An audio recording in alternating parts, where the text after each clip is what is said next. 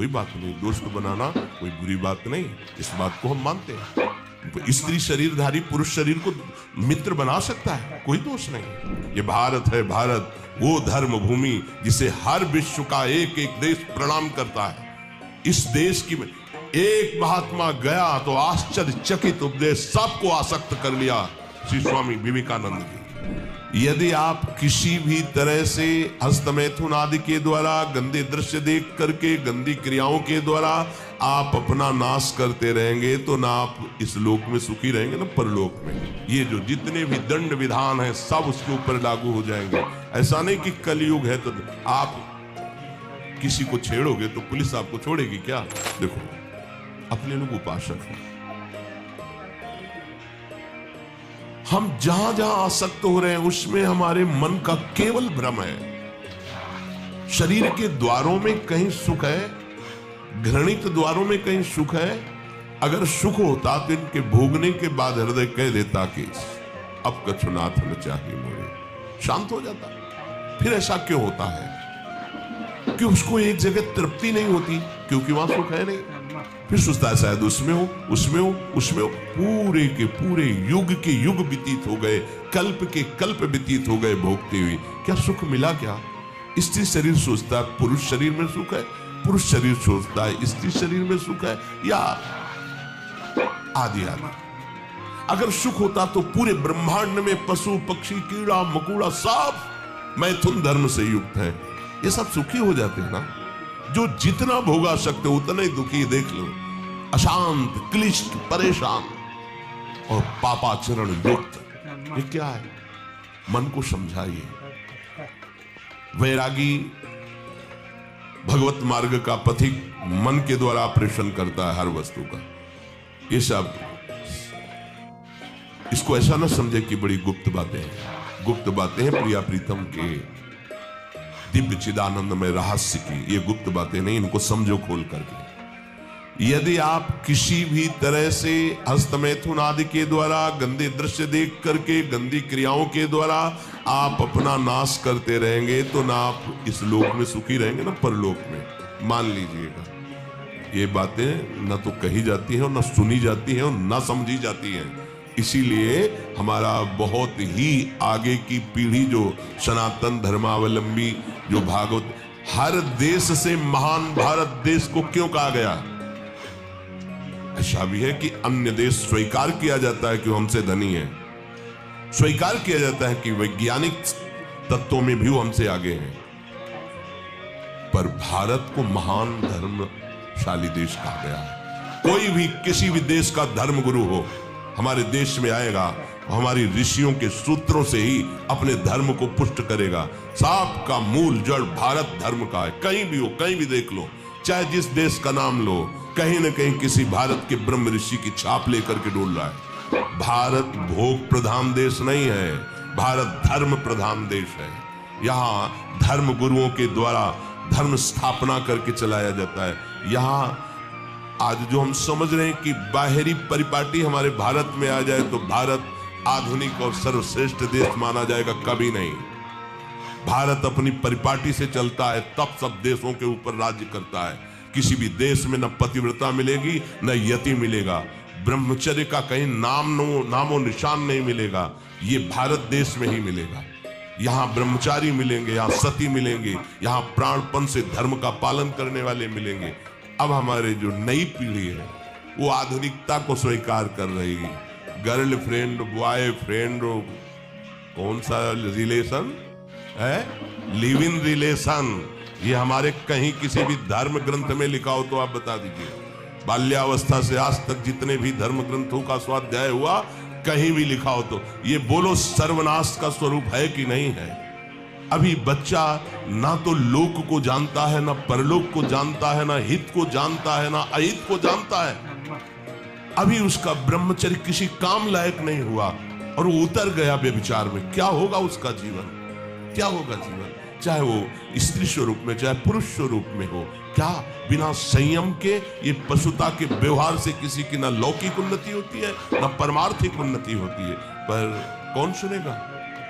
यही कहा जाएगा पुराने जमाने के शास्त्रों को केवल वर्णन कर रहे हैं, ये क्या जाने आधुनिक जमाने को। तो आधुनिक जमाने की दशा क्या और यहाँ खोल करके देखो, कोई बात नहीं, दोस्त बनाना कोई बुरी बात नहीं, इस बात को हम मानते हैं। तो स्त्री शरीरधारी पुरुष शरीर को मित्र बना सकता है, कोई दोष नहीं। पुरुष शरीरधारी स्त्री को मित्र बना सकता है, कोई दोष नहीं। लेकिन मित्र का क्या कर्तव्य होता है? कुपंथ निवार सुपंथ चलावा, कुमार्ग से हटा करके सुपंथ में चलाना, उसकी समस्याओं को दूर करके उसको आनंद से युक्त करना, उसको सहयोग करना, ना कि शोषण करना।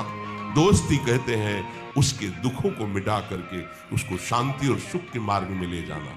इसीलिए ये जो आधुनिकता बढ़ रही है, ये जो खान पान गलत हो रहा है, ये जो दर्शन गलत हो रहा है, तो इस जमाने में ब्रह्मचर्य ये केवल शब्द ही लिखा मिलेगा, जीवन में नहीं मिलेगा।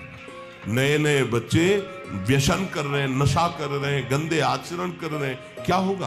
कैसे आगे कोई समझेगा शास्त्र क्या है, धर्म क्या है, बल क्या है? आज नवयुवक 16 से 28 के बीच में कोई ऐसा नहीं दिखाई देता है जिसमें आध्यात्मिक थोड़ा भी बल हो, काम क्रोध आदि सहने की सामर्थ्य हो। अपने बूढ़े माता पिता को थप्पड़ मार रहे हैं, बूढ़े माता पिता को गाली दे रहे हैं, वो बूढ़े माता पिता जिन्होंने खवा पिला के इतना बड़ा, उन्हें अनाथालय भिजवाया जा रहा है, उनको छोड़ दिया जा रहा है। आप विदेश घूम रहे हैं, उनके खाने की व्यवस्था घर में नहीं। क्या है ये? आज आधुनिक विद्या का ये प्रभाव है। विद्या विनयम ददाति, जो अपने वयोवृद्धों की सेवा नहीं कर सकता वो क्या विद्या पढ़ा? जो दूसरों की रक्षा नहीं कर सकता क्या विद्या पढ़ा? क्या विद्या का यही स्वरूप है दूसरे का शोषण करना? क्या विद्या का यही स्वरूप है कि शराब पीना, ड्रग्स का ये नशा करना? ये क्या विद्या सिखाती है? वो कहा जाता है आज तो आधुनिक विद्या बढ़ रही, मुझे लगता है संयम में रहना ही विद्या का वास्तविक स्वरूप है। अपनी इंद्रियों को संयम में रखना, अपने को संयम में रखना, बुजुर्गों का, गुरुजनों का, शास्त्र का, भगवान का भय रखना हृदय में। ऐसा नहीं, आप तभी निर्भय हो पाओगे यदि शास्त्र का भय नहीं, भगवान का भय नहीं, धर्म का भय नहीं, तो फिर आप वहां पहुंच जाओगे जहां भय ही भय है। ये जो जितने भी दंड विधान हैं सब उसके ऊपर लागू हो जाएंगे। ऐसा नहीं कि कलयुग है तो आप किसी को छेड़ोगे तो पुलिस आपको छोड़ेगी क्या? यही देख लो। तो ये तो यहाँ का राजकीय विधान जो अनंत ब्रह्मांडों का शासन करता विधान है, वो तो किसी की गवाही की जरूरत नहीं, वो तो तुम्हारे मन में ही बैठा देख रहा है। सावधान। संयम एक बहुत बड़ी सामर्थ्य है। जो बच्चे इस सत्संग को सुने वो खुद अपने हृदय में देख ले कि हमारा जो उनसे प्रार्थना करना है कि दोस्त बनाओ, हम निषेध नहीं करते। हम भी पढ़े, स्कूलों में पढ़े, बच्चे बच्चियां सब एक साथ स्कूल में बैठते हैं। क्या हम हमारे 4 बहनें हो और हम उनके बीच में रहते हो तो हमें काम सताएगा क्या? क्या तुम ऐसे दोस्त नहीं बन सकते क्या? क्या जरूरी है कि काम की भावना से ही किसी से दोस्ती करना? जब ब्याह हो जाए, सदगृहस्थ बन जाओ, तब भगवान को प्रणाम करके गृहस्थ धर्म रूपी पूजा करो, कोई परेशानी नहीं। पर जब तक आपका ब्याह नहीं होता है तब तक आप संयम से रहो। जो तुम्हें संयम भ्रष्ट करे वो तुम्हारा दोस्त नहीं दुश्मन है। इस बात का परिणाम खुद आप आगे देख लेंगे, चाहे वो बच्चा हो, चाहे बच्ची हो, चाहे स्त्री हो, चाहे पुरुष हो।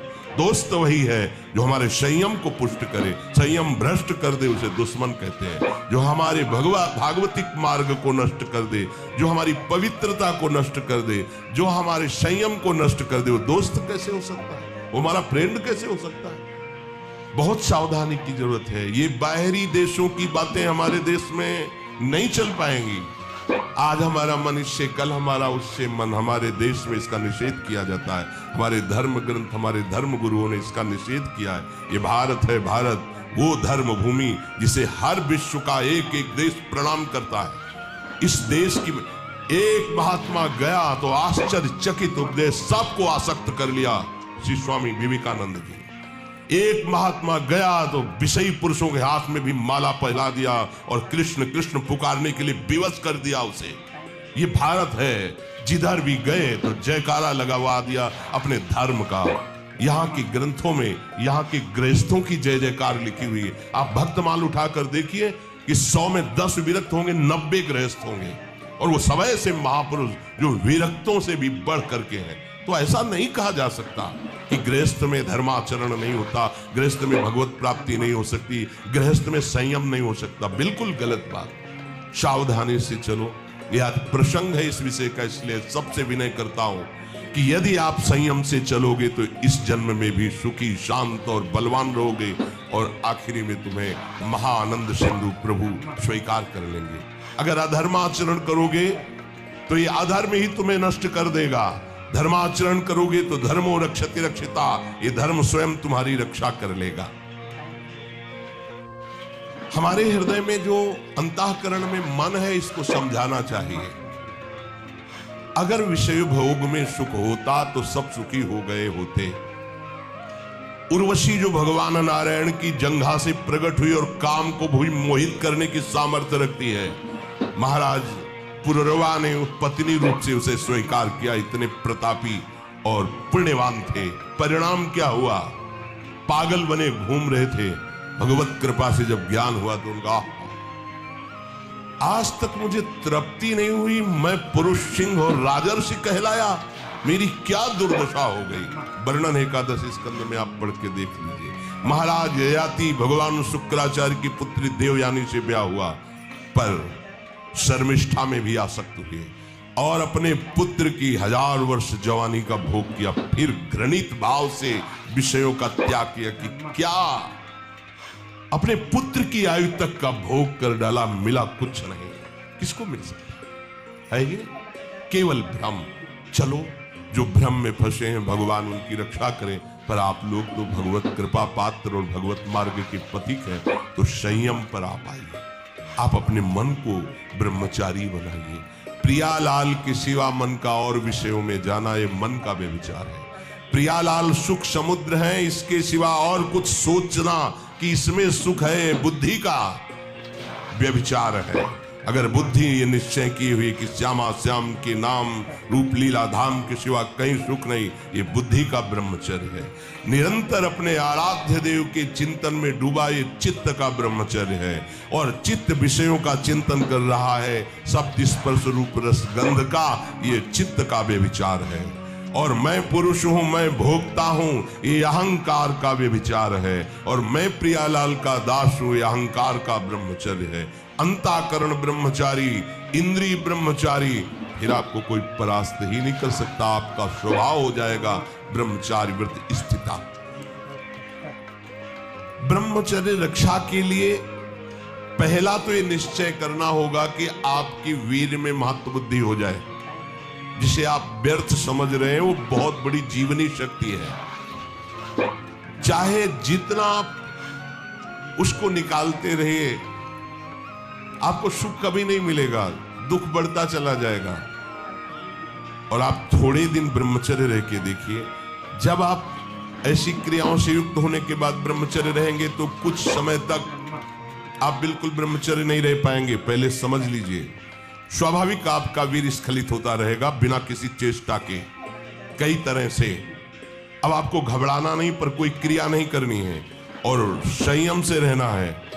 ये जितनी बातें पीछे कही गई कि ये नहीं देखना, ये नहीं सुनना, कुछ दिन बाद आप देखोगे कि आपका ब्रह्मचर्य रुकने लगा है, लंबा अंतराय करने लगा है। ऐसे भी उपासक है जिनको 10-10 वर्ष हो जाते हैं, स्वप्न दोष नहीं होता। 10-10 वर्ष स्वप्न दोष ही नहीं होता। कभी ऐसी कोई विषम परिस्थिति, औषधि आदि का प्रभाव, कुप्रभाव, वो बात लगती है। क्यों? जब तक आप उसे रास्ता नहीं देंगे तब तक वो निकलेगा नहीं।